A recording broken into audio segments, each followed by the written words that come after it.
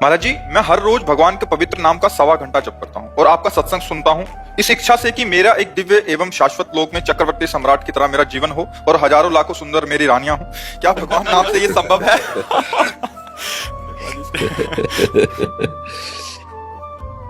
कोई बात नहीं बच्चा, धन्यवाद है। आप मेरे प्रभु से तो जुड़े ना, वो करतुम अकर्तुम अन्यथा करतुम सर्व समर्थ है। देखो, आपको हम अंदर से बता दें, आज भी जो पत्नी पुत्र परिवार आदि के रूप में वो श्री कृष्ण ही है, पक्का समझ लेना। उनके सिवा किसी की सत्ता नहीं। वही जब अंतर ध्यान हो जाते तो हम लोग शरीरों से प्यार नहीं करते। यदि आप ऐसा मानोगे तो अपने आप को हजारों रानियों के रूप में प्रस्तुत करके आपके हृदय में बैठ के स्वयं भोक्ता और स्वयं कर्ता बन करके वो अपने आप से अपने आप में खेलते हैं। आप करो, आराधना करो, और तो अगर वो चाहेंगे तो आपकी इस आकांक्षा को पूर्ण करेंगे, नहीं आकांक्षा को गायब कर देंगे। आपको खुद लगने लगेगा नहीं नहीं, मैं बड़ी भूल कर रहा था। प्यारे, आपके सिवा मुझे कुछ नहीं चाहिए, बस मैं आपको देखना चाहता हूँ, आपके संग रहना चाहता हूँ। ऐसा भी आ सकता है, क्योंकि अभी कोई तुम सिद्ध भाव वाले थोड़ी हो गए, क्योंकि ये तो पार्थिव भोग विलासिता का भाव है। नहीं, अज्ञान, जिसे अज्ञान कहते हैं, भोग विलासिता का भाव अज्ञान ही तो है ना। तो आप किसी भी, हम धन्यवाद इसीलिए शब्द दिया कि आप प्रभु से जुड़े ना। तो भगवान ने अपने 4 भक्तों को कहा है, आर्त, अर्थार्थी, जिज्ञासु और ज्ञानी।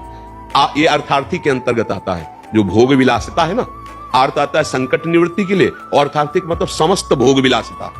तो धन्यवाद इसलिए दिया कि भोग विलासिता प्रभु से मांग रहे हो, इसलिए तुम्हें धन्यवाद दे रहे हैं। वो कोई साधक नहीं है, वो शुरू किया है भगवान से जुड़कर अर्थार्थी भाव से। तो हमारा कर्तव्य बनता है उसके उस भाव को वहां पुष्ट करके भगवान में श्रद्धा विश्वास दृढ़ कर देना।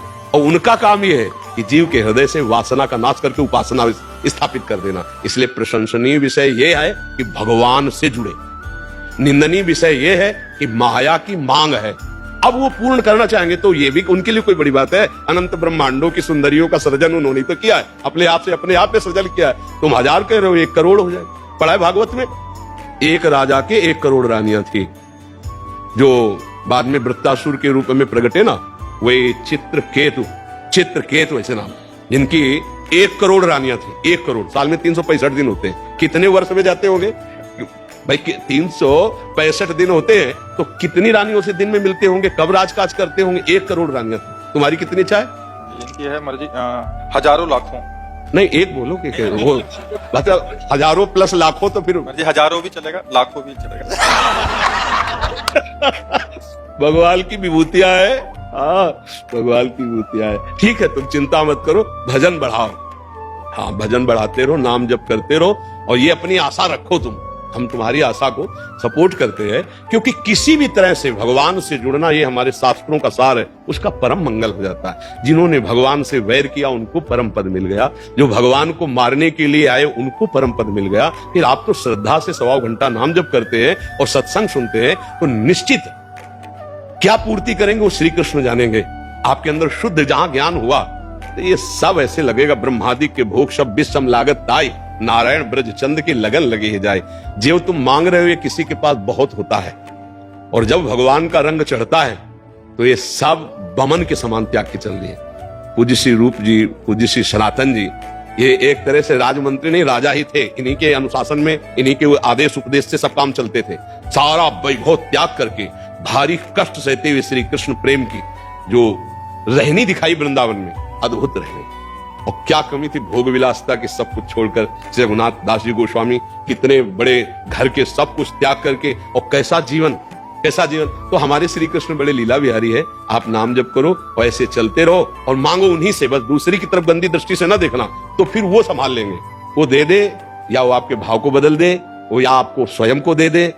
एक बार जरा सा आनंद स्फुरित होगा, फिर तुम्ही को कहा जाएगा कि तुम्हें मांगे थे ले लो। तो आप हाथ जोड़कर भगवान से कहोगे कि मेरी गलती को क्षमा करो। बताओ वो कैसे तुम्हें बताए, वो रो पड़ोगे तुम कि प्रभु मुझसे भूल हो गई, आपको न मांगकर कुछ और मांगा। सच्ची कह रहे हैं, पर हमें अच्छा इसलिए लग रहा है कि आप भगवान से जुड़े। बस मांग तो बहुत ही मतलब फंसाने वाली है। एक जिसकी पत्नी होती है ना, एक परिवार में होता है ना, निर्वाह करना प्रेम का बहुत कठिन हो जाता है। प्रेम का निर्वाह करना बड़ा कठिन।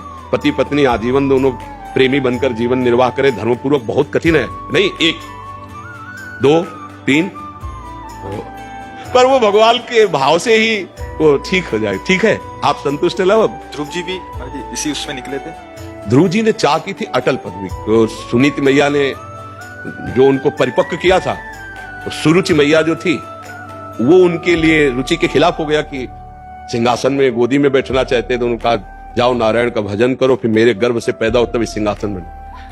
बस उनको क्षत्रिय राजकुमार लगा कि मैं तप के द्वारा वो पद प्राप्त करूंगा जो मेरे पिता और पितामह को भी नहीं प्राप्त है। तो 6 महीने में करके दिखा दिया। गुरु नारद जी, मंत्र नारद जी के द्वारा दिया हुआ, वैसा भयानक कष्ट सहते हुए 6 महीने में भगवत साक्षात्कार किया। आज भी अटल पदवी में, पर उनको बहुत जलन हुई। बाद में जब भगवान ने वरदान में तथास्तु कहा और भगवान की रूप माधुरी देखी तो उनको हृदय में आग लग गई कि ऐसे भगवान की सेवा न मांगकर, इनका सानिध्य हम ना मांग, हमने अटल पदवी मांगी, इसका मतलब साधुओं का संग नहीं हुआ। इसलिए मेरी बुद्धि इस बात में, अगर प्रेमी जनों का संग होता हुआ तो भगवान का आज मैं सानिध्य मांगता, उनकी सेवा मांगता। धन्य है जो भगवान को मांग लिया। देखो, अगर 1 लाख स्त्रियां मिल जाए तो कितने दिन रहेगी ये शरीर, कितने दिन रहेगा? ये केवल मन की तरंग उठी है।